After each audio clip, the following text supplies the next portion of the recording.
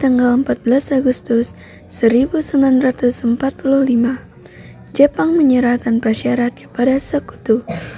Berita tentang kekalahan tersebut sangat dirahasiakan oleh Jepang. Bahkan semua stasiun radio disegel oleh Jepang.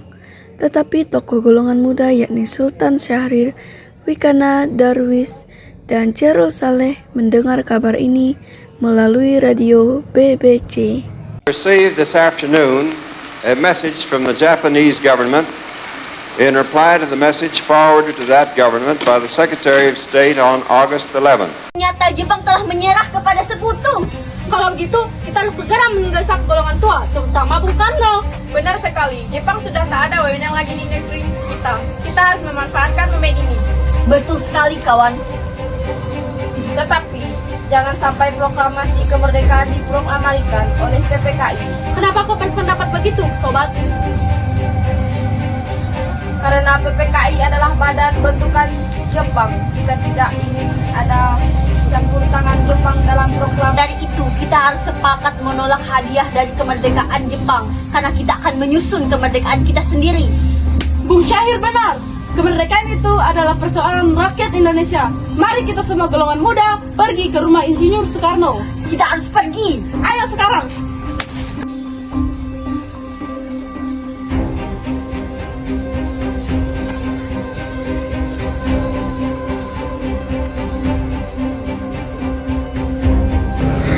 Tanggal 14 Agustus 1945,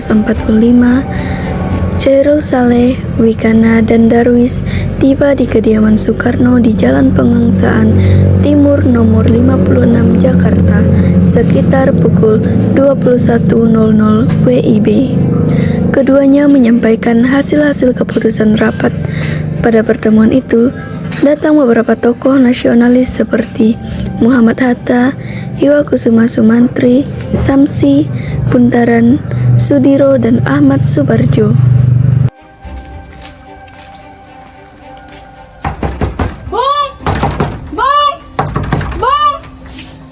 Yang datang ke sini.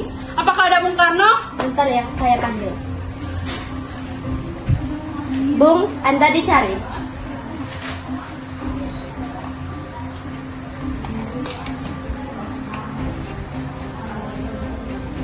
Apa maksud saudara datang kemari?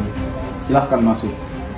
Saya mendengar berita Jepang menyerah kepada sekutu dari radio BBC di London. Maka dari itu, tadi siang kami dari para golongan muda berkumpul mengadakan rapat dan hasilnya adalah semua pemuda setuju agar Bung Karno dan Bung Hatta segera menyusun kemerdekaan Indonesia. Bisa begitu saja memproklamasikan kemerdekaan. Kita harus membicarakannya dalam rapat PPKI. Kita tidak mungkin membicarakannya dalam rapat PPKI karena PPKI dibentuk oleh Jepang dan kemerdekaan Indonesia haruslah dari bangsa dan tangan kita sendiri, Bung. Bukan begitu, kita memang seharusnya membicarakan dalam rapat PPKI. Buatan segelintir ini tak akan bisa mengalahkan armada milik Jepang. Apa tindakanmu jika terjadi pertumpahan darah untuk menyelamatkan wanita dan anak-anak? Coba kau pikirkan bagaimana kita bisa tegak di atas bangsa sendiri. Tetapi semakin cepat kita memproklamasikan kemerdekaan, akan semakin cepat pula kita mengakhiri penderitaan rakyat yang sudah ditanggung sama ini. Inilah yang sudah ditunggu-tunggu bangsa kita. Kita pasti bisa, Bung. Baiklah, tapi berikanlah kami waktu untuk merunding sebentar.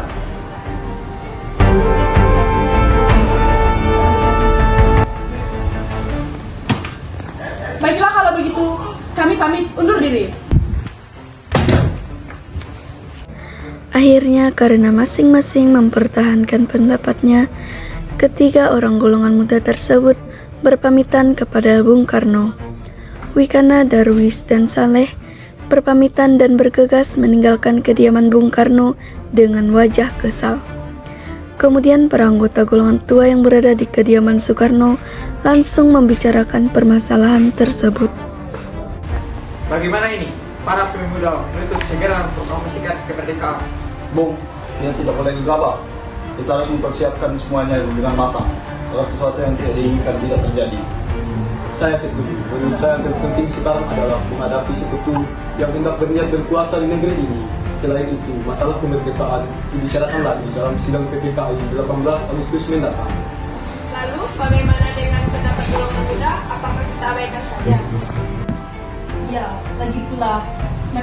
muda, pemikiran mereka masih pendek. Bagaimana jika itu tidak berhasil? Baiklah Bu, berarti kita semua sudah sepakat.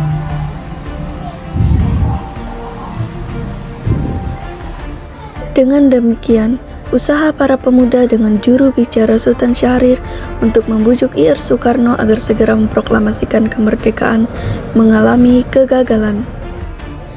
Tanggal 16 Agustus 1945 pada pukul 24.00, golongan muda melakukan rapat di asrama Baperpi, Jalan Cikini 71. Dalam rapat itu diputuskan untuk mengungsikan Soekarno dan Hatta ke Rengas Dengklok. Tujuannya adalah agar Insinyur Soekarno dan Muhammad Hatta tidak terpengaruh oleh Jepang. Pada pukul 04.00 tanggal 16 Agustus 1945, Insinyur Soekarno dan Muhammad Hatta dibawa oleh sekelompok pemuda menuju Rengas Dengklok. Rombongan ini berangkat dari kediaman Soekarno yang dikawal oleh pasukan peta di bawah pimpinan Sudancho Singgih.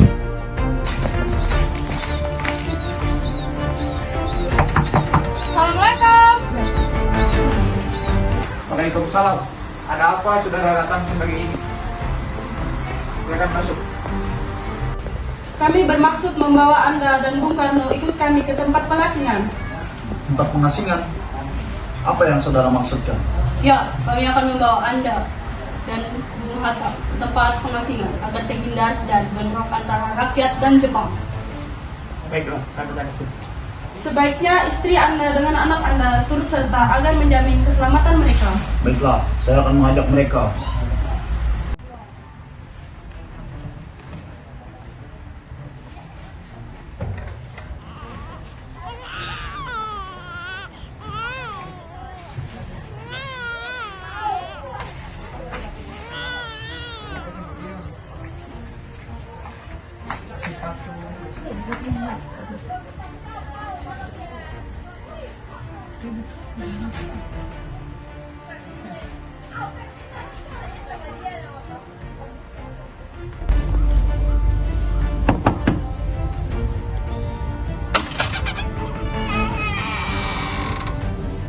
Apa maksud Anda kemari? Apakah saudara tahu keberadaan Soekarno dan Bung Hatta? Maaf, saya tidak tahu. Katakanlah kepadaku di mana mereka sekarang, dan aku akan menjamin keselamatan mereka ketika kembali ke Jakarta. Aku juga akan memberikan jaminan bahwa proklamasi kemerdekaan akan diumumkan pada tanggal 17 Agustus 1945, selamat-lambatnya pukul 12.00. Baiklah, saya akan membawa Anda ke Rengas Dengklok. Kemari.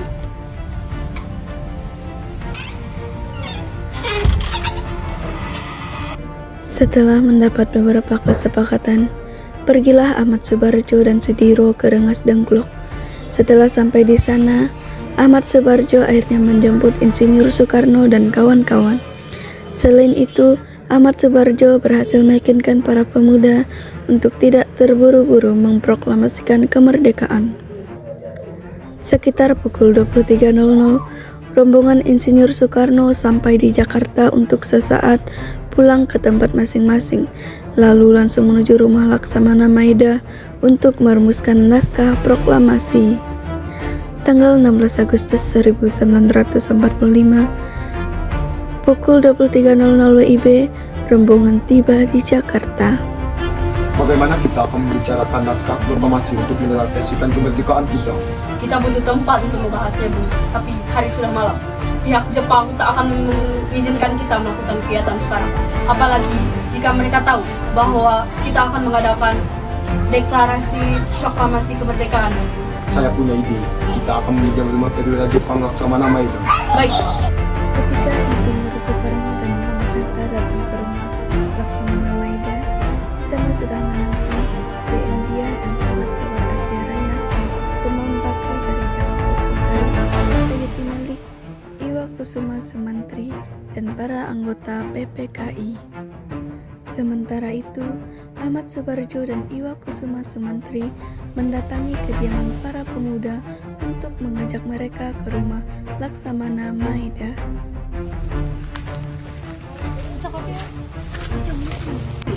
Silakan masuk, Bapak-bapak. Tunggu dulu, bagaimana mungkin kita akan melaksanakan teks proklamasi di rumah Laksamana Maeda Jepang.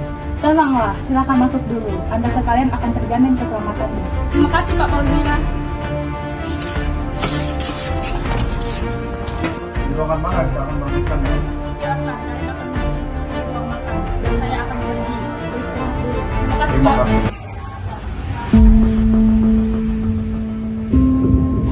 Baiklah, kita mulai sekarang saja. Bagaimana usulan kalian tentang teks proklamasi yang akan kita bahas? Untuk mempersingkat waktu, saya sudah memiliki konsep proklamasinya. Oh, kalau begitu, bersedia apa Anda membacakannya? Dengan semangat.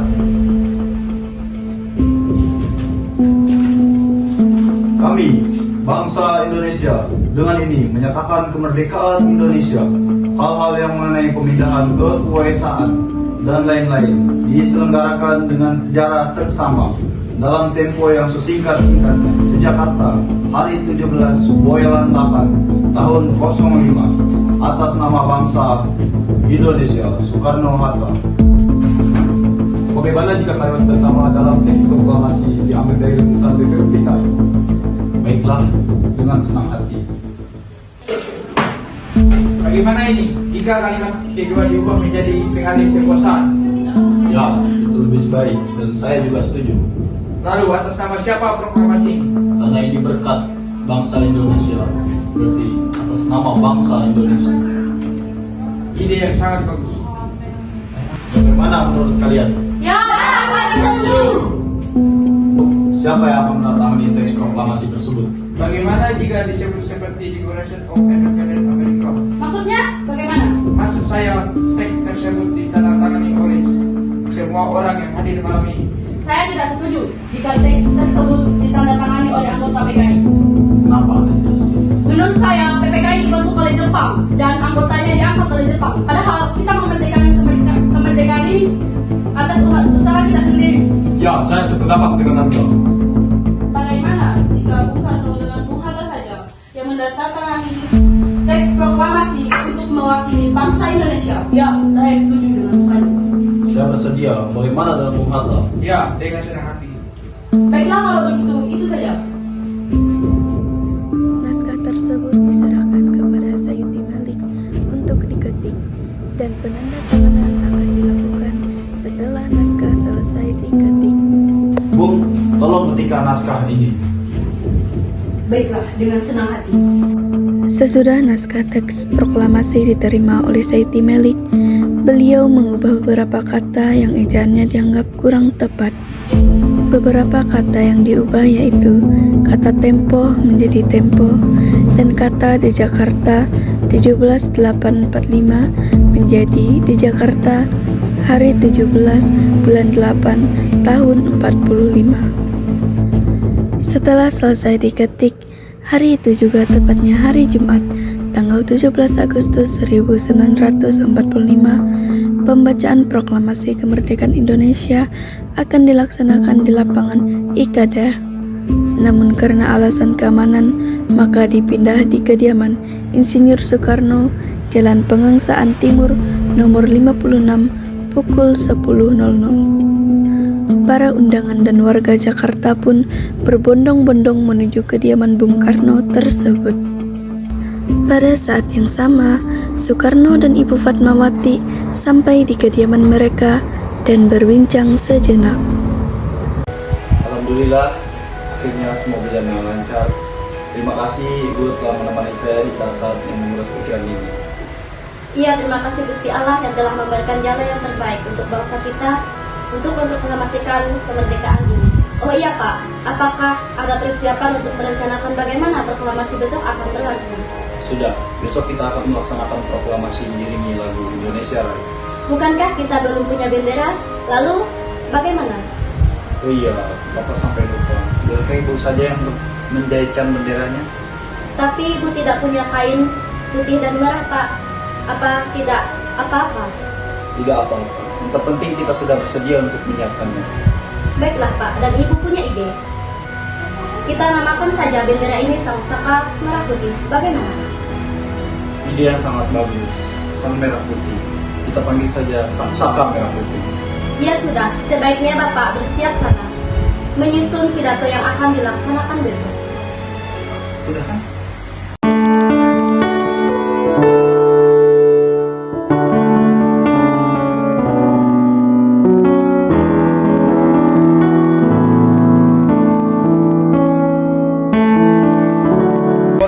Trimurti.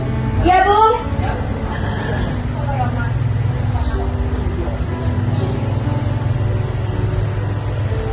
Tolong Anda kibarkan bendera merah putih ini sebagai awal kejayaan bangsa ini.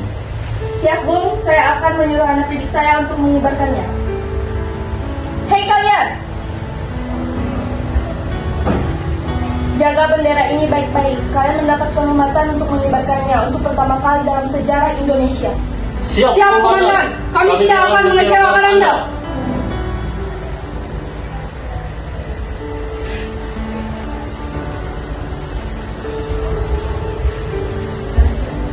Suasana menjadi sangat hening. Soekarno dan Hatta dipersilakan maju beberapa langkah dari tempatnya semula. Soekarno pun mendekati mikrofon. Dengan suaranya yang lantang dan mantap, Soekarno pun membacakan teks proklamasi. Pada tanggal 17 Agustus 1945, pukul 10.00 WIB di Jalan Pegangsaan Timur nomor 56, dilangsungkan proklamasi kemerdekaan Indonesia sesaat sebelum upacara dimulai.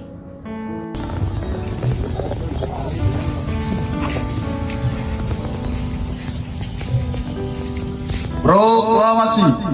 Kami, bangsa Indonesia, dengan ini menyatakan kemerdekaan Indonesia. Hal-hal yang mengenai pemindahan kekuasaan dan lain-lain diselenggarakan dengan cara seksama dalam tempo yang sesingkat-singkatnya. Jakarta, 17 Agustus 1945. Atas nama bangsa Indonesia.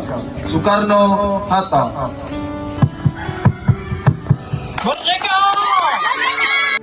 Kemudian dikibarkanlah bendera sangsaka merah putih, diiringi lagu Indonesia Raya. Hadirin turut menyanyikan lagu kebangsaan Indonesia tersebut.